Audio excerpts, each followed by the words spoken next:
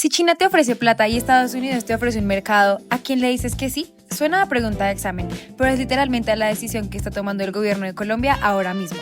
Y esto no es hipotético. En agosto, 2 días antes de la posesión, el nuevo presidente ya le había dicho a Estados Unidos que pensaba en salirse de un acuerdo con China que Colombia ni siquiera llevaba un año firmado. Eso, amigos, no es una anécdota de pasillo, es geopolítica en tiempo real y hoy la vamos a desglosar.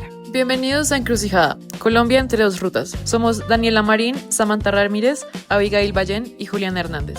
Y este es un ejercicio académico para la clase de Introducción a los Negocios Internacionales de la Universidad de La Sabana. La pregunta que nos trae hoy aquí es simple de decir y complejísima de responder. ¿Debe Colombia ser parte de la franja y la ruta de la seda de China? Y no es una pregunta de examen, es una pregunta que hoy mismo está sobre el escritorio del presidente Abelardo de la Espriella. Nosotros vamos a mirarla desde 4 ángulos distintos. Primero, historia y geografía. Segundo, economía. Tercero, geopolítica y diplomacia. Y cuarto, derecho internacional. Empecemos por el principio, literalmente hace más de 2000 años. La ruta antigua de seda no la inventó una sola persona ni un solo imperio. Nació en el siglo II a.C., cuando el emperador Wu Di de la dinastía Han abrió relaciones comerciales con Asia Central. 8.000 kilómetros de rutas terrestres y marítimas conectando China con Europa, atravesando el desierto de Taklamakan, el Himalaya y el Mediterráneo. ¿Y qué se movía por ahí además de seda? Pólvora, papel, especias y textiles. Ciudades enteras como Samarcanda o Constantinopla vivieron y prosperaron gracias a ese comercio. El nombre Ruta de la Seda, por cierto, ni siquiera es antiguo. Lo acuñó un geógrafo alemán, apenas en 1877. ¿Y por qué se acabó? Rutas marítimas más baratas y seguras, tensiones religiosas, inestabilidad política y el golpe final, la caída de Constantinopla en 1453, que le cerró a Europa el acceso terrestre al oriente. Eso empujó a los europeos al mar, y ahí empieza la era de los descubrimientos. O sea que la primera ruta de la seda murió, entre otras cosas, por geopolítica y bloqueo de rutas. Interesante que la nueva tenga exactamente el mismo problema hoy, ¿no creen? Exacto, y ahí es donde entra Xi Jinping. En 2013, Xi Jinping lanza la iniciativa de la Franja y la Ruta, la versión del siglo XXI, con más de 150 países firmantes y más de 30 organizaciones vinculadas, incluyendo el Banco Asiático de Inversión en Infraestructura. Ya no es solo seda, es carreteras, ferrocarriles, puertos, cables submarinos, redes 5G, energía, logística, finanzas, un montón de cosas. Y lo nuevo, lo que nadie vio venir hace 10 años, es la expansión hacia América Latina. Cuba, Chile, Brasil y ahora, con mucho ruido, Colombia. Que firmó justamente bajo el gobierno de Gustavo Petro. Y ahí el nuevo gobierno de Abelardo de la Espriella todavía no se pronuncia oficialmente, aunque, como vamos a ver, ya hay señales bastante claras. Este es para mí el argumento central de todo el debate, así que vamos a tratarlo como lo que es. Un balance de pros y contras con cifras encima de la mesa, no solo percepciones. Empecemos por los contras, que son los más contundentes. El primer dato, en 2025, Colombia registró un déficit comercial récord de 16.377,3 millones de dólares, más del 50% superior al del 2024, que ya había cerrado en 10.806,7 millones. Las importaciones crecieron 10 veces más rápido que las exportaciones. ¿Y ese déficit de dónde viene específicamente? De China. El propio Petro lo reconoció públicamente. Es con China que se produce todo el déficit comercial de Colombia. Y la entrada a la ruta de la seda no lo redujo, lo disparó. Solo en febrero del 2026, el déficit bilateral con China fue de 3.274,9 millones de dólares en un único mes. Eso es casi un déficit mensual del tamaño de todo el déficit anual de hace pocos años. Exacto. Y ahí hay un segundo contraestructural, la dependencia.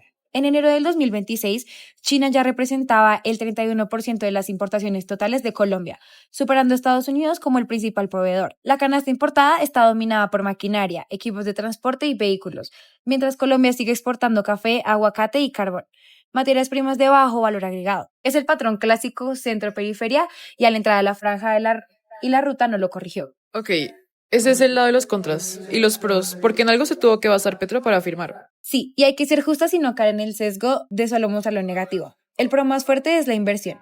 Según el Banco de la República, la inversión extranjera directa china pasó de 83,5 millones de dólares en 2021 a 266,4 millones en 2022, un crecimiento del 219%, concentrada en infraestructura, energía renovable, tecnología y manufactura de dispositivos médicos. ¿Y hay proyectos concretos, no solo cifras en el papel? Sí, está la hoja de la ruta de proyectos de interés nacional estratégico, coordinada entre el DNP y la Embajada China, que incluye un plan nacional de reactivación ferroviaria de 1.500 kilómetros de red ferroviaria en el año 2040, bajo un esquema de asociación público-privada donde el Estado solo aporta hasta el 30% del capital. Y hoy existen cerca de 100 empresas chinas activas en Colombia, agrupadas en su propia asociación gremial, en sectores como energías renovables, farmacéutica y comercio exterior. Esto es una fuente de capital alternativa real a la tradicional de Estados Unidos y Europa. Entonces el balance sería inversión y proyectos de infraestructura reales del lado positivo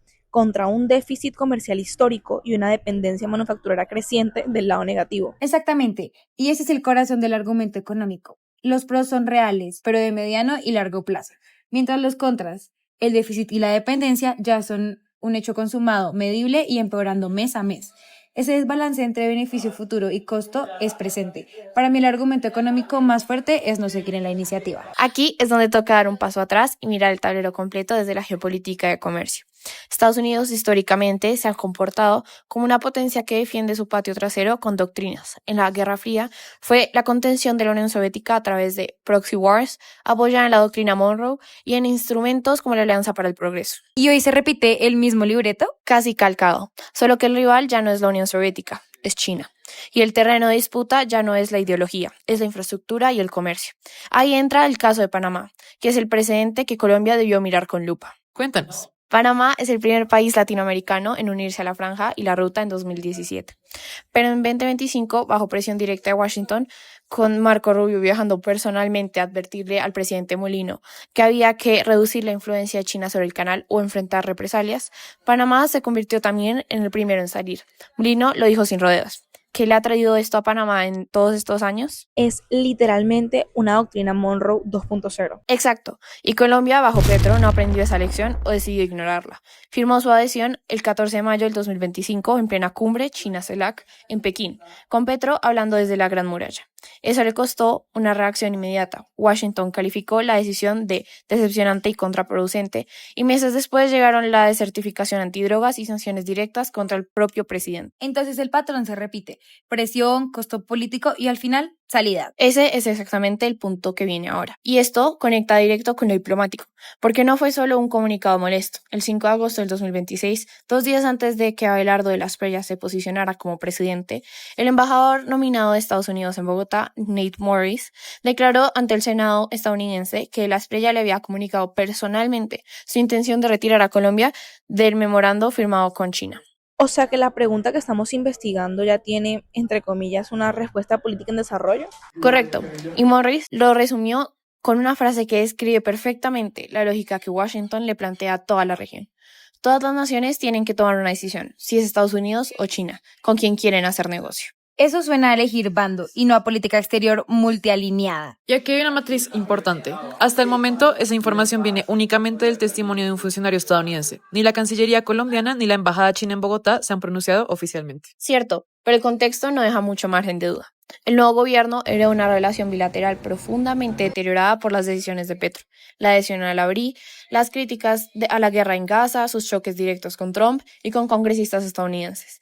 Y todo indica que revertir el memorando con China va a ser uno de los primeros gestos simbólicos de realineamiento del gobierno de la Espriella con Washington. Gremios como FENALCO y la Cámara de Comercio Colomboamericana ya habían calificado la adhesión original como una provocación innecesaria hacia el socio comercial histórico del país. Diplomáticamente, el mensaje es: Colombia se equivocó de bando en el momento equivocado. Bueno, con el terreno geopolítico y diplomático ya mapeado, vamos a lo jurídico. Daniela, es tu turno. Gracias, Abby. La pregunta que más me hacen cuando cuento esto es: si Colombia se retira, ¿hay demanda? ¿Hay sanción legal? ¿Hay algo que perder? ¿Y la hay? No, y ahí está la clave de todo el debate jurídico. El memorando que firmó Petro es lo que la doctrina llama soft law.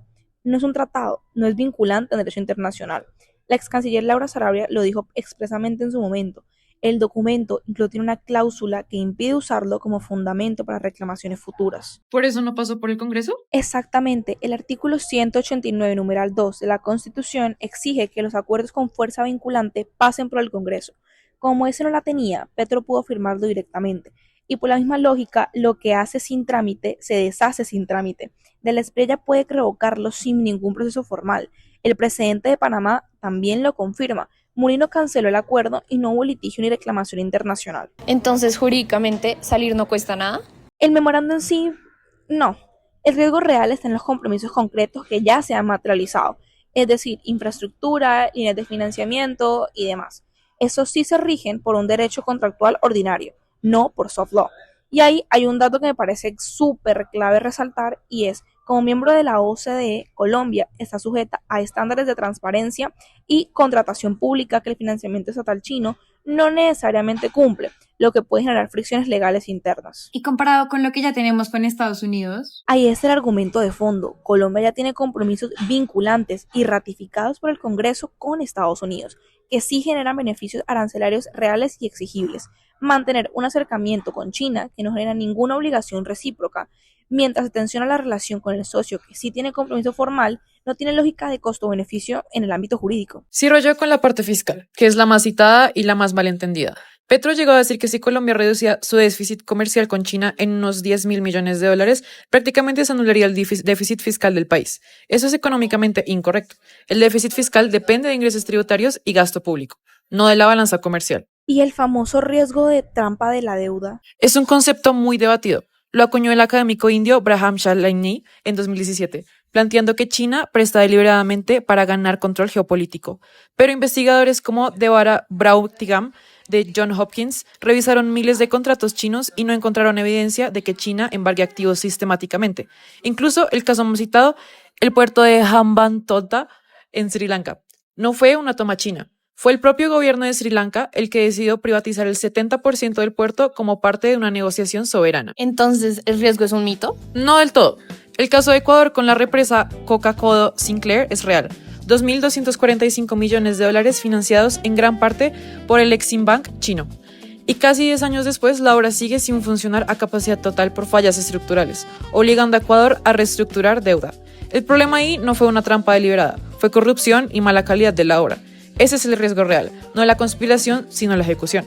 Y la exposición actual de Colombia es marginal frente a su deuda externa total, que supera los 252.000 millones de dólares. El problema no es endeudarse con China de un día para otro, es que cualquier compromiso público derivado de estos proyectos compite por un espacio fiscal ya bajo presión, justo cuando Colombia perdió el grado de inversión y paga una prima de riesgo más alta. Bueno, equipo, aterricemos todo eso. Empezamos con la ruta que nació hace 2000 años conectando imperios y terminamos con un memorando de 3 páginas que un gobierno colombiano firmó y el siguiente está tratando de deshacer. Desde lo económico, que para mí es el argumento más contundente, el balance de pros y contras no favorece la permanencia. Sí hay inversión real, sí hay proyectos de infraestructura concretos, pero el déficit comercial récord de más de 16.000 millones de dólares y una dependencia de importaciones chinas que ya supera a Estados Unidos son costos actuales, medibles y crecientes, mientras los beneficios siguen siendo, en su mayoría, promesas a 2040. Desde lo geopolítico y diplomático, Colombia repitió el error de Panamá, pero sin aprender de él. Subestimó que, en la disputa entre Estados Unidos y China, no existe la neutralidad cómoda. El costo diplomático, desertificación, sanciones y un socio histórico distanciado fue real e inmediato. Y desde lo jurídico, el hallazgo más importante es que Colombia nunca tuvo nada que ganar jurídicamente por quedarse. El memorando no es vinculante, no genera derechos exigibles y salir no tiene costo legal. Lo que sí cuesta es la señal de inestabilidad institucional que envía entrar y salir de esos acuerdos según quien gobierne. Aplicando lo que vimos en clase, esto es un caso del libro sobre cómo la geopolítica del comercio puede desbordar cualquier cálculo de globalización o diversificación de cadenas de suministro. Colombia intentó diversificar su IED y sus mercados, pero lo hizo sin blindaje jurídico, sin lectura geopolítica del momento y sin espacio fiscal de sobra para asumir el riesgo. El futuro del comercio internacional para países como Colombia no se trata de elegir el bloque con el bolsillo más grande, sino el que ofrezca reglas claras, exigibles y compatibles con la estabilidad institucional que el país necesita para no seguir perdiendo grado de inversión. Por eso, como equipo, nuestra conclusión es que Colombia no debería seguir siendo parte de la franja y la ruta de la seda. No porque China sea un socio ilegítimo, sino porque en las condiciones actuales del país, económicas, fiscales, jurídicas y geopolíticas, quedarse cuesta más de lo que ofrece, mientras que salir jurídicamente no cuesta nada. Y con el nuevo gobierno ya moviendo fichas en esta dirección, todo indica que la respuesta política va a terminar alineada con nuestra respuesta académica. Así que ahí lo tienen, Colombia entre dos rutas y nosotras creemos que ya sabe cuál le conviene tomar.